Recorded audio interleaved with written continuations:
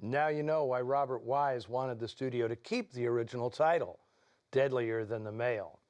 Now, I talked to Claire Trevor a few times towards the end of her life, and although a lot of her movies had blurred together in her mind, she distinctly recalled Born to Kill, mainly because she dreaded that the film and she would be savaged by the critics. Well, the New York Times called the movie morally disgusting and an offense to a normal intellect. That critic also noted that Trevor's lustful lady is permitted to conduct herself with surprising indecorum and lack of taste. Hey man, you say that like it's a bad thing.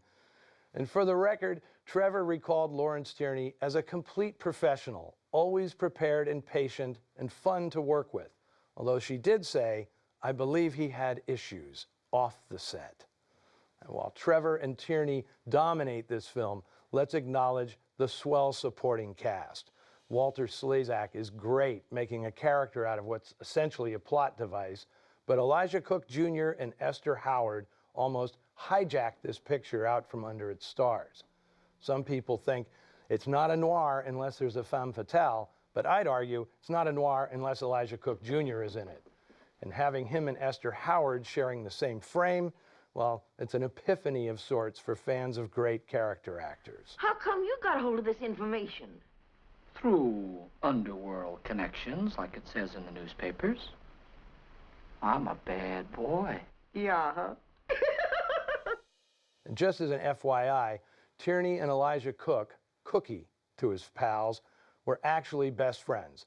They'd often escape Hollywood together for extended fishing and drinking binges.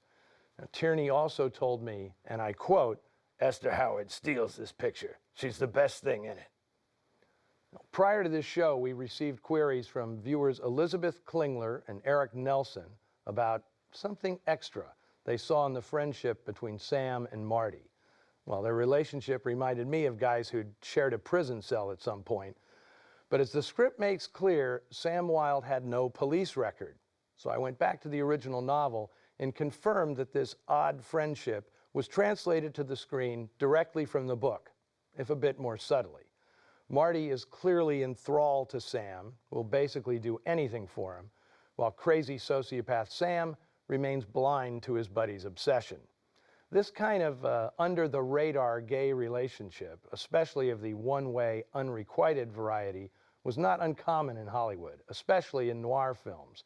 Just for starters, I'll cite The Maltese Falcon, Rope, Desert Fury, Gilda, The Lineup, The Big Clock, Between Midnight and Dawn, Cry of the Hunted, and The Big Combo, all films featuring possibly gay relationships.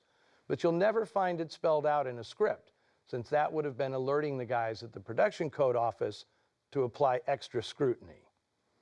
Okay, if you want to know more about my infamous night with Lawrence Tierney and read the story I can't say on the air, visit my website, eddiemuller.com, and check out the section labeled Extras.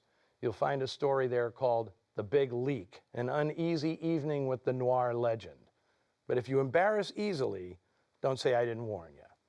And be sure to keep the noir conversation going on our Noir Alley Facebook page and using our Twitter handle, @NoirAlley.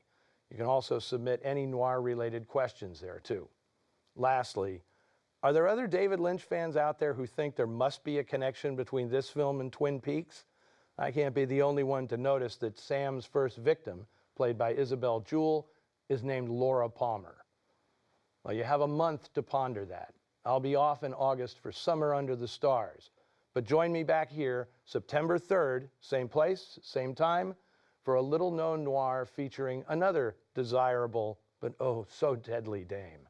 Until then, remember, you can't go around killing people whenever the notion strikes you. It's not feasible.